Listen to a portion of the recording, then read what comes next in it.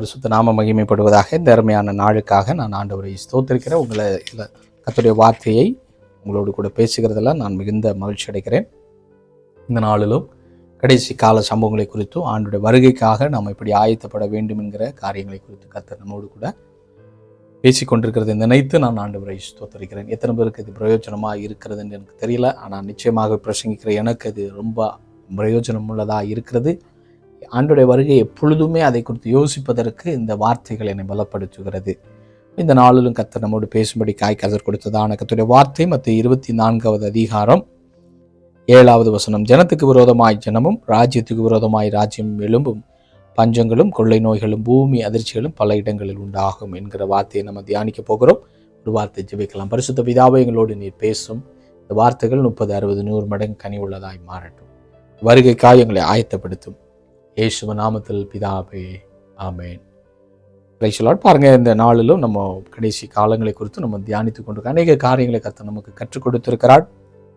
நிச்சயமாகவே ஒரு சிலருக்காவது இது பிரயோஜனமாக இருக்கும் என்று சொல்லி கிறிஸ்துவுக்குள்ள நான் விசுவாசித்து சந்தோஷத்தோடு நான் இந்த வார்த்தைகளை பேசி கொண்டிருக்கிறேன்.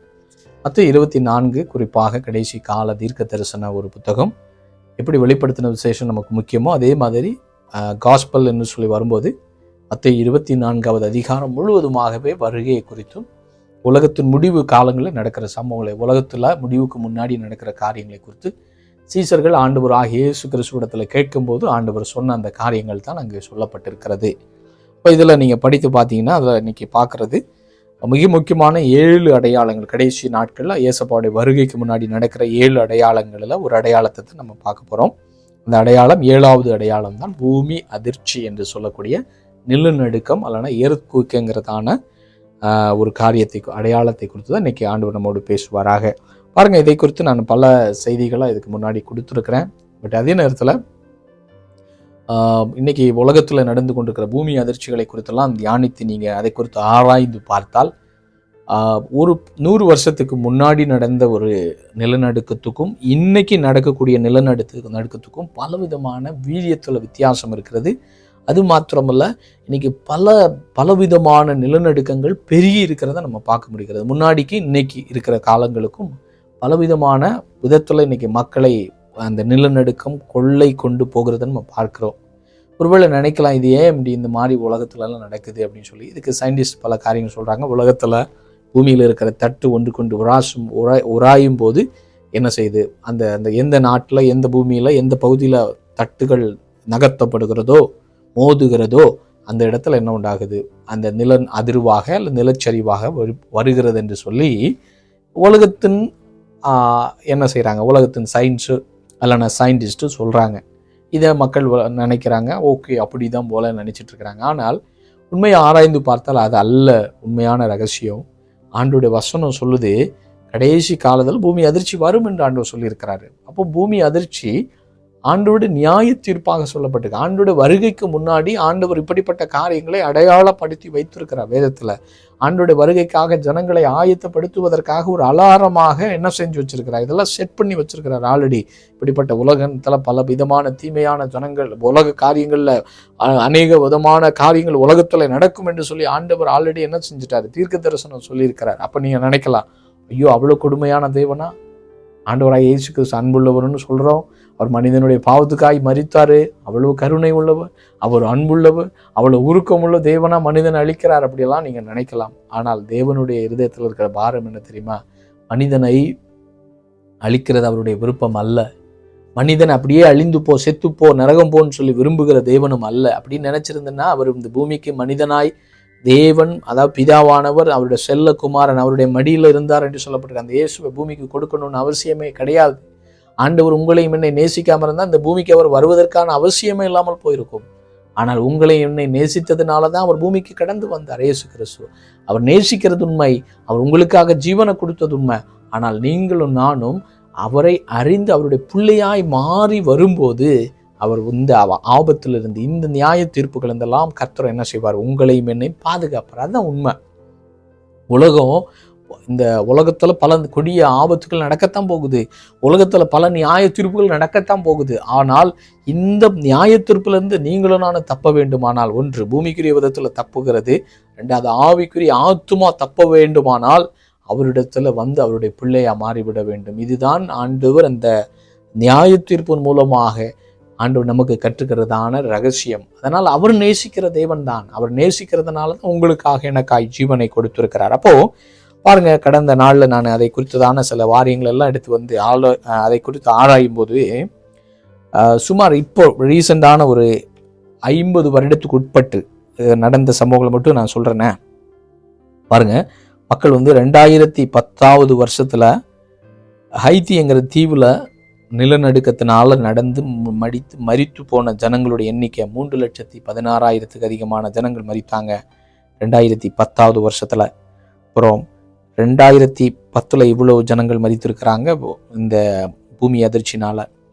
அது மாத்திரமல்ல, 2003 வருஷம் டிசம்பர் மாதத்துல நடந்த ஈரான்ல நடந்த நிலநடுக்கத்தினால மரித்தவர்கள் 50,000 பேர்.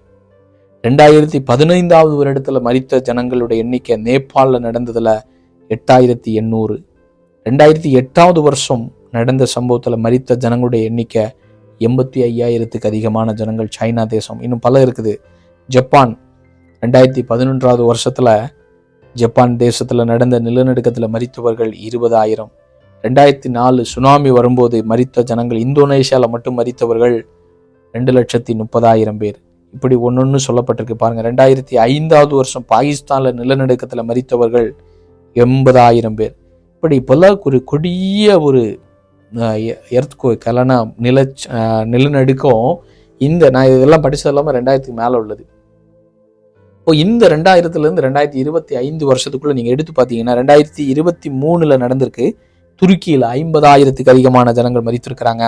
உங்களுக்கு தெரியும், இப்ப நடந்த சம்பவம், கடந்த ஒரு வாரத்துக்கு முன்னாடி நடந்த சம்பவம் எங்க மியான்மர்ல 2,000 அதிகமான ஜனங்கள். மியான்மர், தாய்லாந்துல பல நூற்றுக்கணக்கான ஜனங்கள் காணவில்லை என்று சொல்லியிருக்காங்க. சிலர் மரித்திருக்கிறாங்க. இதெல்லாம் நமக்கு கண்ணுக்கு முன்னாடி நடந்து கொண்டிருக்கிறது. இதெல்லாம் பார்க்கும்போது நம்ம என்ன நினைக்கிறோம், ஏதோ நில அதிர்வு வந்துருச்சு, தட்டு மாறிடுச்சு அப்படின்னு நினைச்சிடக்கூடாது. ஏனென்று சொன்னால் ஆண்டவர் சொல்லாரு, உலகத்துல இது சம்பவிக்கும், இதெல்லாம் நடக்கும், மனிதர்கள் அப்பாவி ஜனங்களும் மரிக்கிறாங்க. அப்போ இப்படிப்பட்ட ஜனங்கள் எல்லாம் மரித்து கொண்டிருக்கும் போது நம்ம புரிந்து கொள்ள வேண்டிய ஒரு காரியம், ஆண்டவர் சொன்ன தீர்க்க தரிசனம் நிறைவேறிட்டு இருக்குது. கடைசி காலத்துல நிலச்சரிவு உண்டாகும், அதாவது நில அதிர்ச்சி உண்டாகும், பூமி அதிர்ச்சி உண்டாகும். இதிலிருந்து ஆண்டவர் உங்களுக்கு எனக்கு கற்றுத்தருகிற பாடம் என்னவென்று சொன்னால், அவருடைய வருகையின் நாட்கள்ல நம்ம வாழ்ந்து கொண்டிருக்கிறோம். அவருடைய வருகைக்கான சம்பவங்கள் என்பதை நம்ம அறிந்து கொண்டு அந்த ஜனங்கள், மரித்து போன ஜனங்களுடைய குடும்பத்தின் ஆறுதலுக்காய் ஜெபிக்கணும். இல்லைன்னு சொல்லலை, பாரப்படணும், வேதனை பண்ணணும். ஒருவேளை நம்முடைய வாழ்க்கையில நம்ம தங்கியிருக்கிற தேசத்துல நடந்துருச்சுன்னா எவ்வளவு வேதனையா இருக்கும் இல்லையா? அப்போ அந்த வேதனை நமக்கு இருக்கத்தான் செய்யணும். ஆனாலும் ஆண்டவர் சொல்றாரு, இதெல்லாம் நடக்குப்பா, இதை பார்த்து நீ என்ன செஞ்சிடாத, கலங்கிறாத. இதை பார்த்து நீ என்ன செஞ்சிடாத, ஆண்டவரை விட்டு விலகிறாத. இதெல்லாம் அவருடைய வருகைக்காய் நடக்கிற சம்பவங்கள். அப்படி என்று சொன்னால் தேசத்துல அக்கிரமம் பெருகி கொண்டிருக்கிறது. ஒருபுறம் பாவம் பெருகும் போது ஆண்டவர் என்ன செய்யறார், நியாய தீர்ப்பை ஆண்டவர் அனுமதிக்கிறார். இப்போ நீங்க கேட்கலாம், அப்போ மியான்மர் பயங்கரமான பாவம் செஞ்சுட்டாங்களா அப்படின்னு கேட்கலாம். பாருங்க, உங்களுக்கு மியான்மர் தேசத்துல அந்த ஜனங்களுக்குள்ள ஒரு உள்நாட்டு போர் பல மாதங்களாக நிறைவேறி கொண்டிருக்கிறது.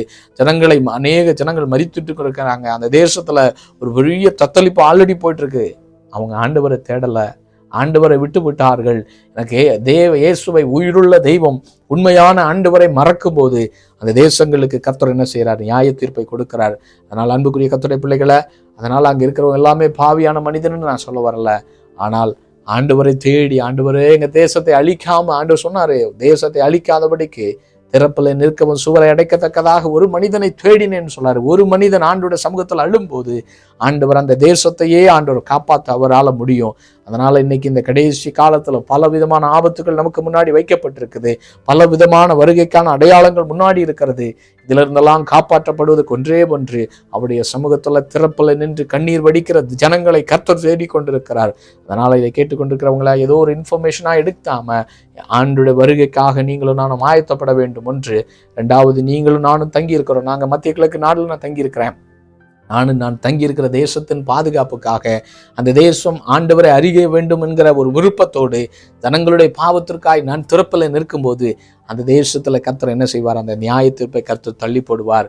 ஜனங்கள் மனம் திரும்புவதற்காக வாய்ப்பை கொடுப்பார். எப்படி ஆண்டவர் நினிவேக்கு ஒரு வாய்ப்பை கொடுத்தாரோ அதே மாதிரி ஒரு ஊழியக்காரனாகிய ஒரு யோனாவினால் அந்த தேசத்தை கர்த்தர் பாதுகாத்ததை போல நீங்கள் ஒவ்வொரு தேசத்துல ஒருவேளை இதை பல நாட்டுகள்ல இருந்து பார்த்து கொண்டிருப்பீங்கன்னா அந்த நாட்டுல நீங்க தான் யோனாவாய் கர்த்தர் வைத்திருக்கிறார். அந்த தேசத்துல நீங்க தான் கர்த்தருக்காய் நிற்க வேண்டியவர்கள் என்று சொல்லி கர்த்தர் விரும்பித்தான் இதை உங்களோடு கூட பேசி கொண்டிருக்கிறார். அதனால தேசத்துக்காய் கண்ணீர் வடிப்போம். ஆண்டவருடைய சமூகத்துல தேசத்துல உண்டாகிற தேசத்துல தெய்வ மகிமை வெளிப்பட வேண்டும், தேசம் ஆண்டவரை அறிகிற அறிவுல வளர வேண்டும் என்று சொல்லி ஜெபிப்போம். கர்த்தருடைய காரியம் செய்வாராக. பரிசுத்த பிதாவே, நீ பேசின வார்த்தைக்காய் நன்றி. இந்த வார்த்தைகள் 30, 60, 100 மடங்கு கனி கொடுக்கட்டும். வருகைக்காய் ஆயத்தப்படுத்தும். இயேசுவின் நாமத்தில் பிதாவே, ஆமேன், ஆமேன்.